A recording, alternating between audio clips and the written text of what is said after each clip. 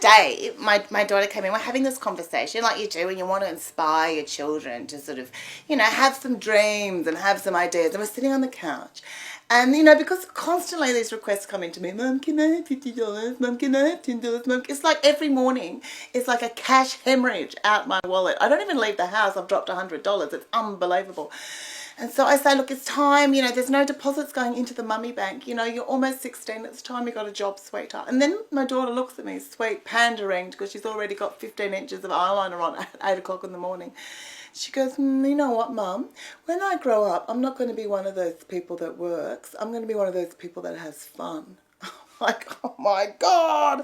Another one for Centrelink. See how much fun you can have on $200 a week, sweetheart. I can't wait for that.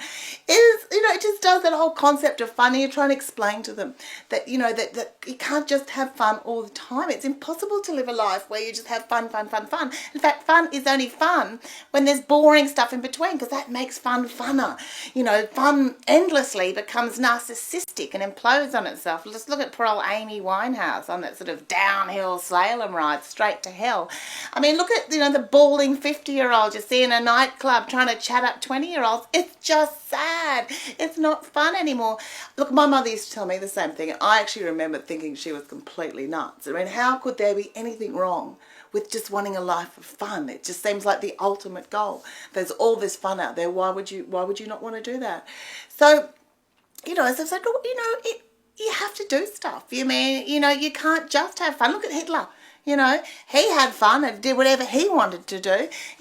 Just ask 6 million Jews how they feel about that now. And he still didn't get his sociopathic pill. He wants, you just can't do it. It's unethical. Fun without any other limitations. That we do have a life of duty, of having to do things like, I don't know. I mean, I don't clean the toilet for fun. I don't clean the toilet. No, I do.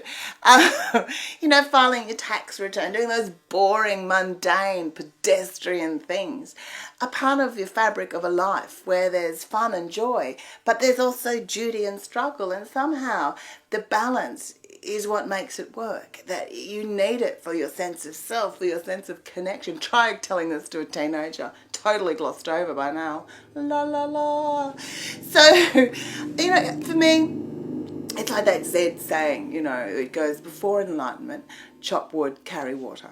After enlightenment, chop wood, carry water. People who don't chop wood and carry water lose the plot, clearly. It wasn't getting across. Clearly I was raving, there's no way. I want my daughters to question things. I don't want them to just be sheep. It's very hard when you've been a feminist, to watch 3 of your teenage daughters completely not question the whole gender identity of being a girl, because it's all about being hot. We love being hot. Is my skirt short enough? Is it short enough? Yeah, it's all about being hot, hot, hot, hot. I said to them, hey, you know what, your grandma's really hot. She's menopausal. They don't think that's very funny. In fact, they don't think I'm funny. But I did have an idea, because none of my sort of talks about feminist ideology and questioning the mainstream tends to get through. The dog had just come home from the vet, right, and he had a bucket on his head to stop him gnawing at its wounds, because dogs have no self-control. I went, hey, here's a match. Teenagers also have no self-control.